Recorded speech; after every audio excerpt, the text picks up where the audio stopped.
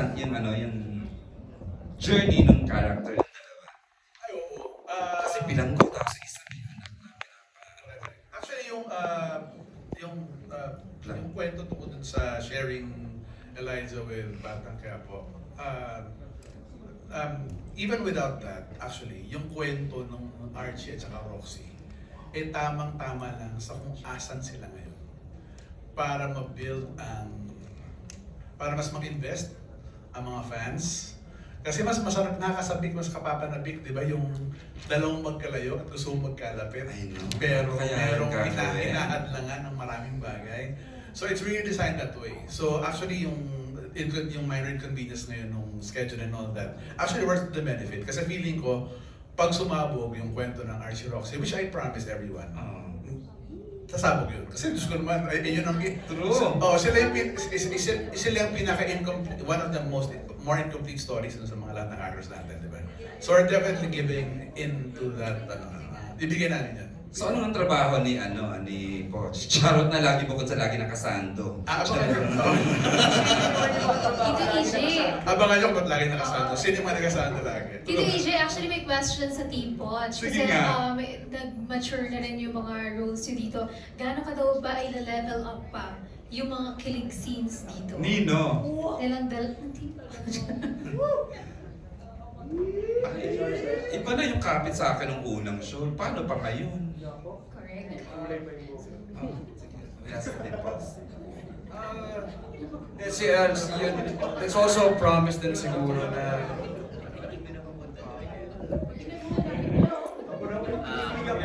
Ayan na. Siguro po mas close tapos mas Oh my God. hindi ko alam kung intimate, tama ba yung word na intimate pero Yeah. mas intimate ganon. Tingin sa mata.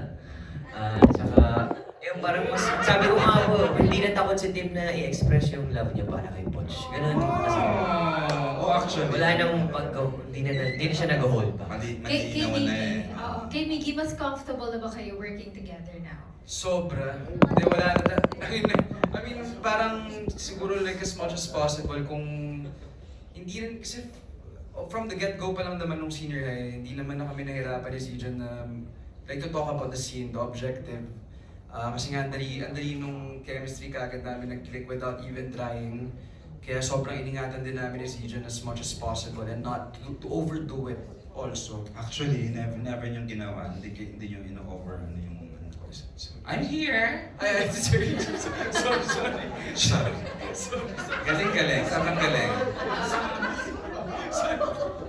Hindi, yun nga, salamat sa EJ. Hindi, pero yun, sana, kasi yung love story, hindi naman kami nag-break, which is nakita nyo naman.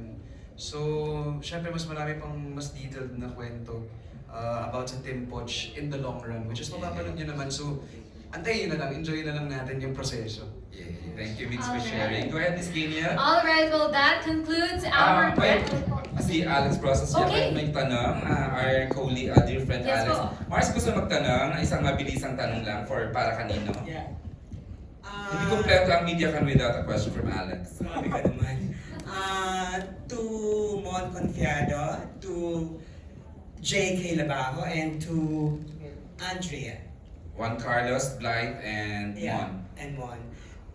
Obviously, your characters are the biggest in the series. It's all form and all substance. Do you think, how well will you describe your characters? Is it more meat than bone? All bone and all meat? Or more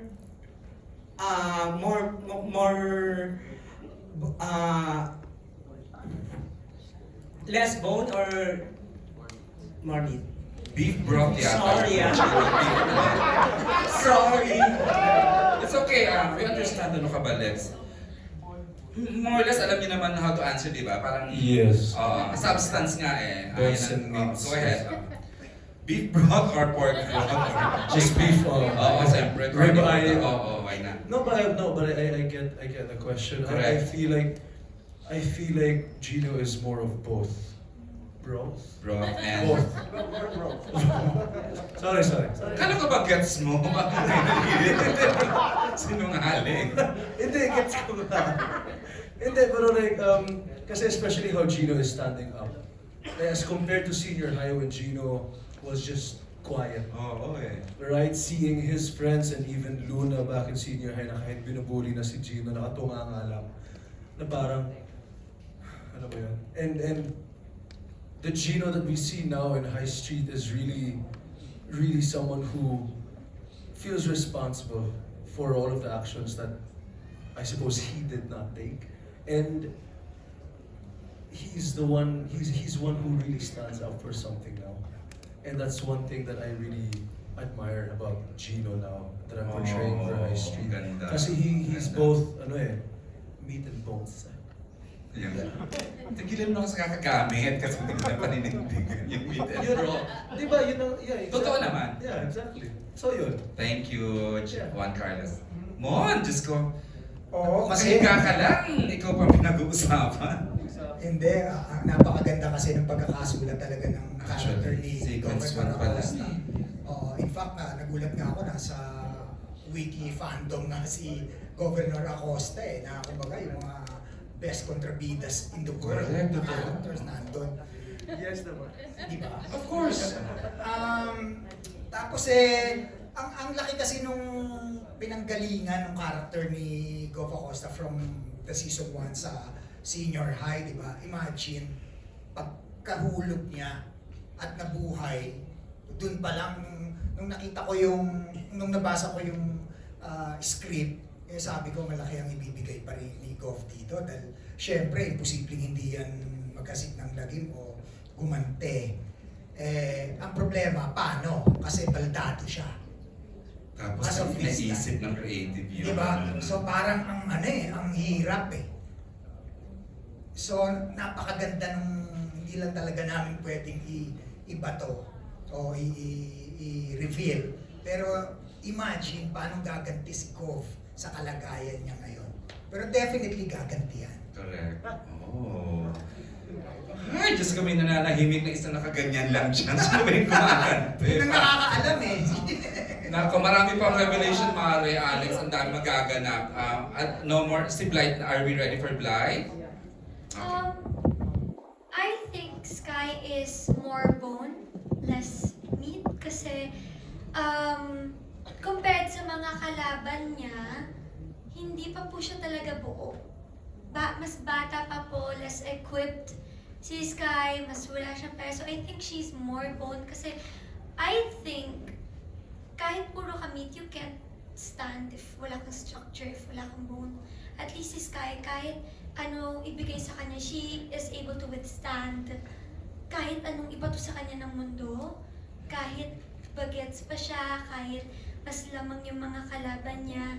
So, kahit anong ibato sa kanya ng buhay, parang yung bones niya nagre-remain pa rin na nakatayo. And ano pa rin siya, lagi niya pa rin pinaglalaban kung anong sa tingin niya yung tama. And siguro more bone, less meat kasi hindi pa po siya perfect. Marami pa po siyang kailangan pang pagdaanan para maging buo siya. Okay. That's what I think. Thank you. Nasagot ko po ba yung Oo. Ganyan lang.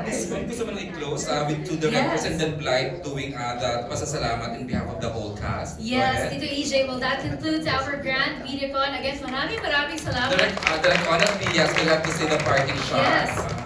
Yes, go ahead, Direk Onat.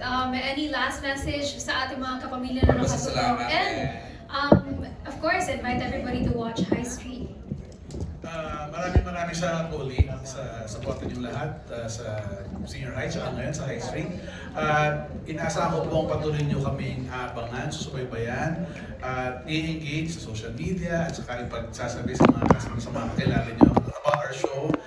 Maraming salamat po talaga at muli ko po kayo inibitahan sa High Street ngayong pong May 13 at 9:30 p.m. Thank you so much. Direct Lino, mabilisan Direct Lino. On behalf of ABS-CBN, Dreamscape, our wonderful crew that's here with us and our production team, maraming salamat, supportahan niyo po ang High Street. Thank you for spending your afternoon here with us. Salamat. Thank you, Direct Lino.